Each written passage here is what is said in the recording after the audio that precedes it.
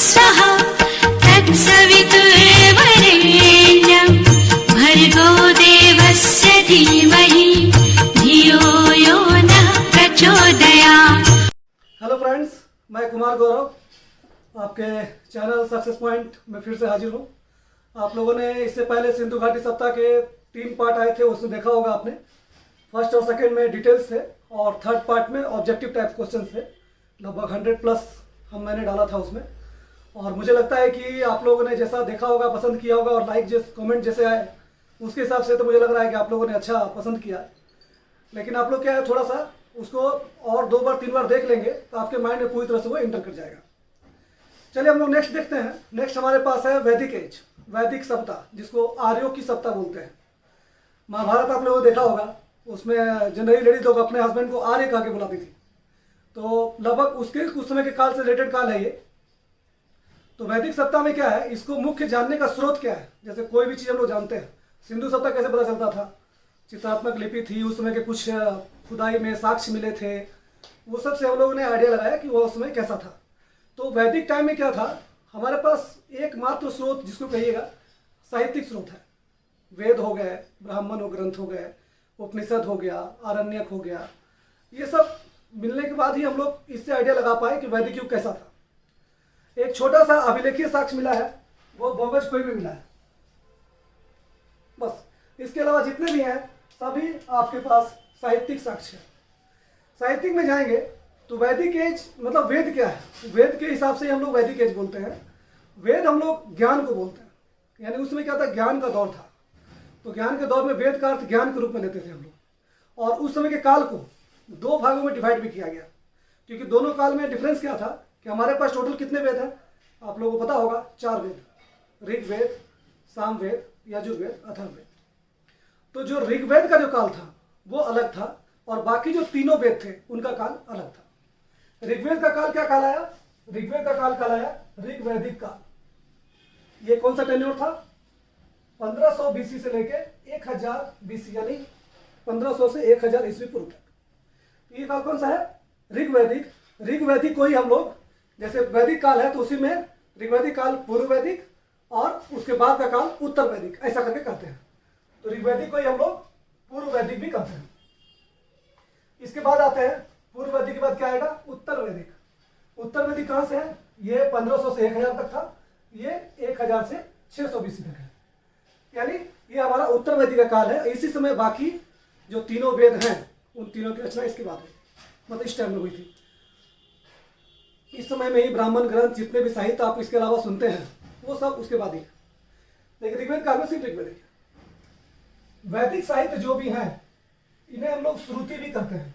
Exam में कभी कभी क्वेश्चन आपको मिलेगा, श्रुति क्या है, वैदिक साहित्य को ही श्रुति कहते हैं। वेद का अर्थ ज्ञान से, मैंने बताया आपको, ज्ञान से रिलेटेड होता है। अब थोड़ा सा डिफरेंस करते हैं सिंधु सप्ताह जो आपने पढ़ा इसके पहले और वैदिक सप्ताह, दोनों में डिफरेंस क्या हो गया कि हम लोग क्या अपने जिंदगी में हमेशा आगे की ओर बढ़ते हैं। अगर हमारा आज ग्रामीण है तो हम आगे जाके नगरीय होंगे, उससे ज़्यादा मल्टी टाउन होंगे, उससे और डेवलप होंगे, ऐसा होता है।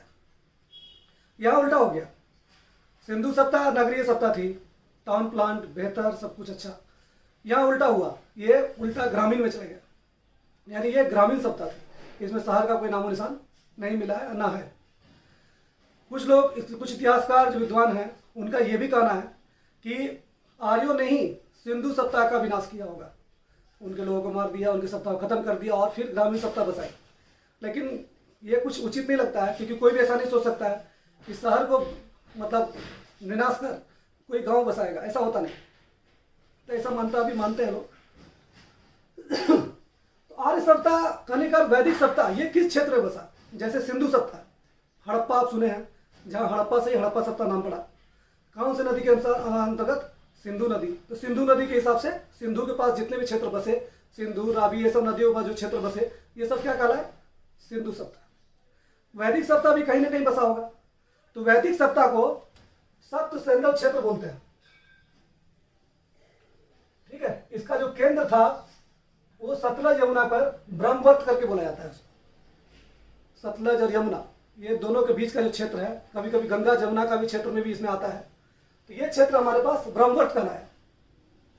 और ये जो सिंधु नदी है ये सप्त सैंधव क्षेत्र के अंतर्गत विकसित हुआ, जिसमें 7 मुख्य नदियां, ऐसे तो नदियों का उल्लेख करिएगा तो टोटल 31 नदी का उल्लेख है, लेकिन सप्त सैंधव महत्वपूर्ण है। कभी कभी एग्जाम में आपको देखने को मिलेगा कि कौन सा ऐसा नदी जो है सप्त सैंधव में आता है, तो इसमें से कोई भी एक नाम रहेगा, या ये रहेगा कि कौन सा सप्त सैंधव क्षेत्र में नहीं आता है, ये भी रह सकता है। तो ये देखना है। सबसे पहला आता है सिंधु। जिस सिंधु को हम लोग सिंधु सत्ता बोलते हैं वो यहाँ भी आपको देखने को मिल रहा है। सिंधु सत्ता इंडस सिविलाइजेशन, इस नदी यानी कि इस नदी जो है इंडस की, ये नदी का सबसे ज्यादा उल्लेख आपको वैदिक काल में मिलता है। इसके बाद आता है सरस्वती। सरस्वती को सबसे पवित्र नदी के रूप में जाना जाता है, क्योंकि इससे बेहतर पवित्र नदी कोई उसमें बिल्कुल पवित्र था। आज तो सरस्वती ऑलमोस्ट विलुप्त हो चुकी है, लेकिन उस समय की सबसे पवित्र नदी अगर कोई थी तो वो सरस्वती थी। इसके बाद सतुद्री, जिसको आज हम लोग सतलज बोलते हैं, ठीक है। चौथा आएगा बिपाशा। बिपाशा नाम सुन के आपको ध्यान आ गया होगा, बिपाशा बसु हिरन को जानते ही होंगे, तो इससे थोड़ा ट्रिक है इसलिए मैं ये बोल रहा हूँ, क्योंकि बिपाशा नदी को आज हम लोग बोलते हैं ब्यास। ब्यास से थोड़ा बसु टाइप का लगता है, तो बिपाशा बसु यानी बिपाशा को आज हम लोग क्या बोल रहे हैं, ब्यास। तो ये छोटा ट्रिक का ध्यान रखेंगे। परुस्नी नदी, परुस्नी नदी को आज हम लोग जो सिंधु सत्ता में आप लोगों ने पढ़ा होगा, हड़प्पा सत्ता रावी नदी के तट पर बसी थी, तो परुस्नी ही रावी है, ये ध्यान रखेंगे। कभी कभी एग्जाम में देखने को आपको मिलेगा। वितस्ता, वितस्ता को झेलम बोलते हैं, जो आज हम लोग झेलम जानते हैं, वितस्ता था उस समय। अस्किनी, इसको चेनाब बोलते हैं। चेनाब आपको याद आ गया होगा इस सुनने के बाद, जो अपनी सिंधु सत्ता की जो उत्तरी सीमा थी कौन सी थी, मांडा, कश्मीर। तो ये चेनाब कहाँ है, कश्मीर में। तो ये 7 नदियां हैं जो आपको ध्यान रखना है। नेक्स्ट अब आएंगे हम लोग कि ऋग्वैदिक काल और उत्तर वैदिक काल में डिफरेंस क्या है। चलिए हम लोग देखेंगे कि ऋग्वैदिक और उत्तर वैदिक काल में डिफरेंस क्या है। डिफरेंस में जाएंगे हम लोग, तो उत्तर वैदिक काल में, सॉरी पूर्व वैदिक काल में वर्ण व्यवस्था, जो वर्ण व्यवस्था की बात हम करते हैं, ये पूरी तरह से कर्म पर आधारित था। जैसे मैंने आपको बताया था सिंधु सत्ता में भी कास्टिज्म नहीं था, उचित समतावादी समाज था उस समय। यहाँ भी आपको ऋग्वैदिक काल में जो कर्म था, जैसे कहने का अर्थ ब्राह्मण है, ब्राह्मण के घर में जैसा वो काम करेगा उसके हिसाब से वो शूद्र कहलाएगा। यानी एक ही घर में एक व्यक्ति ब्राह्मण हो सकता है, एक ही व्यक्ति एक घर में आपको वैश्य हो सकता है, एक ही में राजपूत हो सकता है, क्षत्रिय हो सकता है। वो डिपेंड करता है कि उसके अंदर क्या क्वालिटी है, यानी उसके कर्म के आधार पर ही इस समय वर्ण व्यवस्था, जाति व्यवस्था थी। ये चीज डिफरेंस उत्तर वैदिक में जाके आता है कि वर्ण व्यवस्था ये जाति आधारित बन जाती है, यानी जो आज हम लोग जानते हैं। यानी आप हिंदू हैं तो हिंदू घर में जन्म लिए तो हिंदू हो गए, मुस्लिम के घर में जन्म लिए तो मुस्लिम हो गए, ब्राह्मण के घर में जन्म लिए तो ब्राह्मण हो गए, क्षत्रिय के घर में जन्म लिए तो क्षत्रिय हो गए। यानी आप यहाँ जाति व्यवस्था, यानी आपके अंदर वो क्वालिटी है या नहीं इससे मतलब नहीं, लेकिन आपने जन्म लिया है तो आप जन्म से ब्राह्मण या जन्म से शूद्र या जन्म से कोई भी कास्ट के होते हैं। ये चीज उत्तर वैदिक काल से शुरू हो गया, जो आज भी हमारे पास मौजूद है और शायद पता नहीं कब खत्म होगा। तो ये बेहतर व्यवस्था थी उस समय उत्तर ऋग्वैदिक काल में, पूर्व वैदिक काल में, कि वर्ण व्यवस्था क्या थी, कर्म आधारित थी। नेक्स्ट आएंगे, ये जो ऋग्वैदिक काल है ये पूरी तरह से ऋग्वेद पे ही बेस्ड है, और इधर क्या है, अन्य वेद और साहित्य पर बेस्ड है। नेक्स्ट आएंगे लोहे का ज्ञान।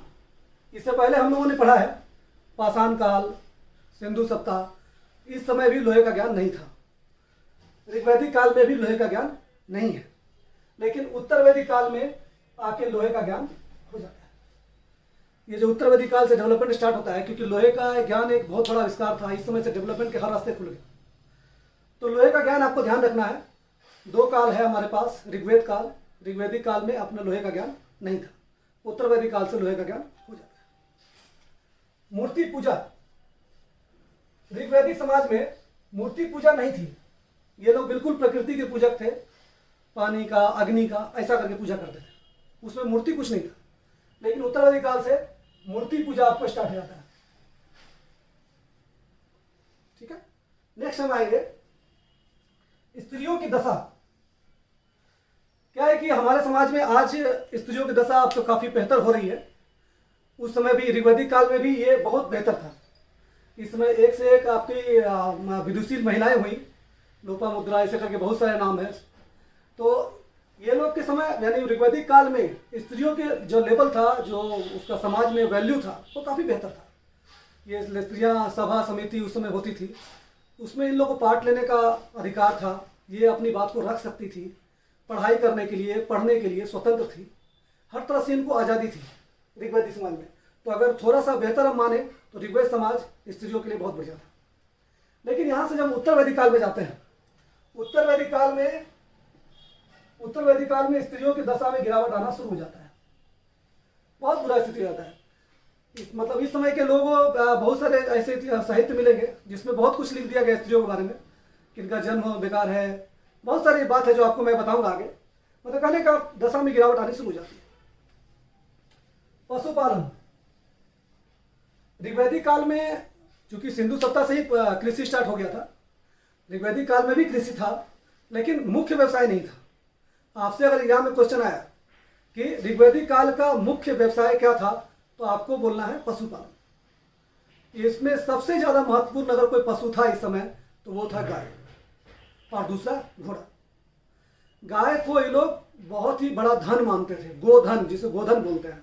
और इसी समय से एक वर्ड आया गोत्र, इसी समय से एक वर्ड आया गोत्र। जो आज हम लोग गोत्र जानते हैं वो गोत्र नहीं है ये। आज तो सबका बिगड़ा रूप है, कोई जेन्युइन रूप नहीं है। जैसे मैंने बताया आपको वर्ण व्यवस्था, आज क्या उसका बिगड़ा रूप है। आपके अंदर क्वालिटी है चाहे नहीं है, आपने ब्राह्मण के अंदर जन्म लिया तो आप ब्राह्मण है, पुजारी है, ऐसा नहीं होता है। रियलिटी ये है कि कर्म से इंसान को जाना जाता है, वो कैसा कर्म करता है। तो उस समय क्या था, पशुपालन के हिसाब से गाय जहाँ पाली जाती थी, जिस जगह गाय को रखा जाता था, पाला जाता था, जिसको हम लोग शुद्ध हिंदी में खटाल बोलते हैं, जहाँ हम लोग गाय पालते रखते हैं, यानी जिस क्षेत्र में गाय रखा जाता था, ठीक है, उस क्षेत्र को बोलते थे गोत्र, वैसा करके होता था। और जिसके पास जितनी गाय थी वो उतना अमीर था उस समय, उतना धनी। उस समय चोरी जो होती थी, चोरियां उसमें होती थी, चोरी भी गाय की होती थी, ठीक है। एक पनी नाम का संस्था था, वो संस्था ऐसा करता था, पॉपुलर था इसके लिए, क्योंकि गाय धन था, विनिमय का साधन था। तो जिसके पास जितना गाय उतना अमीर है, तो वो चोरी करते थे उसमें। तो उस समय जो गोत्र था वो था जहां पे गाय रखी जाती थी। उत्तर वैदिक काल में जब आएंगे ये चीज चेंज होने लगा, फिर गोत्र दूसरा हो गया, वो जातिगत गोत्र हो गया, हम किस गोत्र से, हम किस गोत्र से, ऐसा करके आने लगा। नेक्स्ट आइए, सिंधु में आपको ये वैदिक सत्ता में जो ऋग्वेद है, ऋग्वेद में टोटल 25 नदी का उल्लेख है, 25। ऐसे पूरे वैदिक में तो 31 है, लेकिन ऋग्वैदिक में 25 है। जिसमें से गंगा, जो आज गंगा हमारी सबसे पवित्र नदी है भारत की, इसका एक बार उल्लेख ऋग्वेद में है। ये क्वेश्चन इसलिए मैं बता रहा हूं क्योंकि ये बार बार एग्जाम में आता है कि ऋग्वैदिक काल में गंगा नदी का उल्लेख कितनी बार, तो याद रखना है एक बार। दूसरा आएगा यमुना, यमुना जो आपको आगरा के पास है, ठीक है। यमुना की हालत बहुत बुरी है अभी, ठीक है। तो यमुना का 3 बार उल्लेख है। कितनी बार? 3 बार। गंगा कितनी बार? 1 बार, और यमुना 3 बार। नेक्स्ट आते हैं हिमालय। जो आज हमारा हिमालय है ये उस समय मौजूद था, ये ऋग्वेद में मेंशन है, यानी हिमालय के साक्ष्य हमें वहां मिल रहा है, साहित्यिक स्रोत में मिल रहा है। उसमें एक चोटी है मुजम्वत, मुजम्वत का भी उल्लेख उसमें है। तो ये हम लोग डिफरेंस देखते हैं कि टोटल 31 नदी था, जिसमें से हमारे पास 25 नदियां बताया गया। एक फास्ट में चलते हैं। ऋग्वैदिक काल में क्या है, वर्ण व्यवस्था जो है कैसे है, वो कर्म आधारित है। लोहा का ज्ञान ऋग्वैदिक काल में नहीं था, मूर्ति पूजा नहीं था। उत्तर वैदिक जाएंगे तो लोहे का ज्ञान है, मूर्ति पूजा शुरू हो गई। इस समय चित्रित धूसर मृदभांड होता था, जो मृदभांड बनाते थे वो लोग, वो चित्रित बनाते थे। ये भी इसमें आपको, यानी उत्तर वैदिक काल में लगभग समझ आने लगी।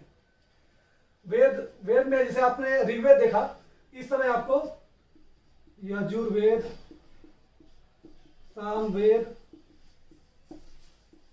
अथर्ववेद, ब्राह्मण ग्रंथ, आरण्यक, उपनिषद, कहने का ये सारे चीज उत्तर वैदिक काल में आना शुरू हो गया, ठीक है। स्त्रियों की दशा आपसे अगर पूछेगा, स्त्रियों की दशा ऋग्वैदिक में श्रेष्ठ है, अच्छी है, बढ़िया है। और इस समय क्या है, ये बुरी है, धीरे धीरे बुरी हो गई। इनको समाज में बराबर समानता का अधिकार खत्म कर दिया गया, यहां तक बोल दिया गया इनको पढ़ने का अधिकार नहीं, ऐसा बोला गया। इसको लेकर कई महिलाओं ने विरोध भी किया, वो चलता रहा, आज तक चलता रहा। आज तो काफ़ी हम लोगों ने सुदृढ़ किया है, महिलाएं आज बराबर समानता से हमारे साथ चलती है। तो ये अपने को डिफरेंस देखने को मिलता है। आर्य सत्ता, ये ध्यान रखेंगे, इनकी मुख्य भाषा क्या थी? संस्कृत। और आर्य का हिंदी क्या होता है?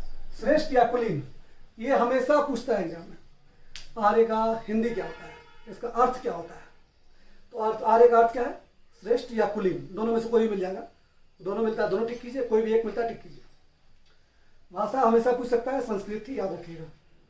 वैदिक काल क्या था? ग्रामीण सत्ता था, ये याद रखना है, ठीक है।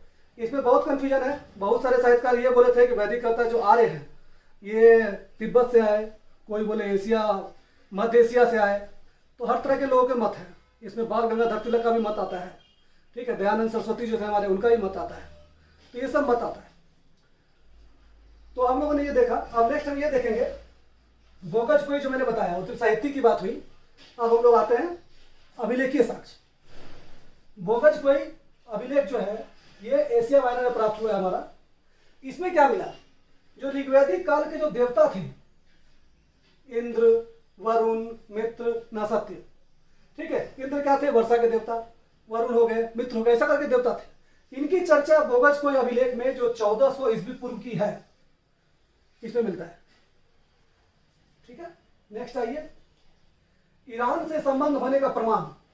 ईरान का ये है ऋग्वेद, यानी कहने का अर्थ ईरान से, कुछ लोग इतिहासकारों का कहना है कि आर्य ईरान से आए थे, क्योंकि ईरान में जो ऋग्वेद मिला है, यानी ईरान का जो वहाँ, जैसे हमारा ऋग्वेद है, इसी तरह का वहाँ पर भी एक मतलब ग्रंथ मिला है जो ऋग्वेद से काफ़ी मिलता जुलता है।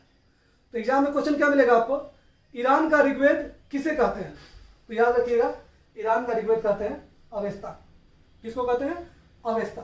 क्वेश्चन क्या आएगा? अवेस्ता क्या है? नीचे ऑप्शन रहेंगे, तो आपको टिक करना है ईरान का ऋग्वेद। फिर पूछेगा ईरान का ऋग्वेद कौन है? अवेस्ता। तो ये आपको घुमा के क्वेश्चन देगा। तो इससे ये क्वेश्चन इतने बनते हैं। इतने सारे में ही आप अगर देखने जाएंगे, सिर्फ इतने में अच्छी खासी क्वेश्चन बनते हैं। अगर वैदिक काल से क्वेश्चन पूछना है, जितना हम लोगों ने अभी पढ़ा है, इससे ही 20 से 30% आ जाता है, ठीक है। आगे हम लोग अब देखेंगे वेद। वेद कितने हैं? ब्राह्मण, ग्रंथ, उपनिषद, ये हम लोग देखेंगे।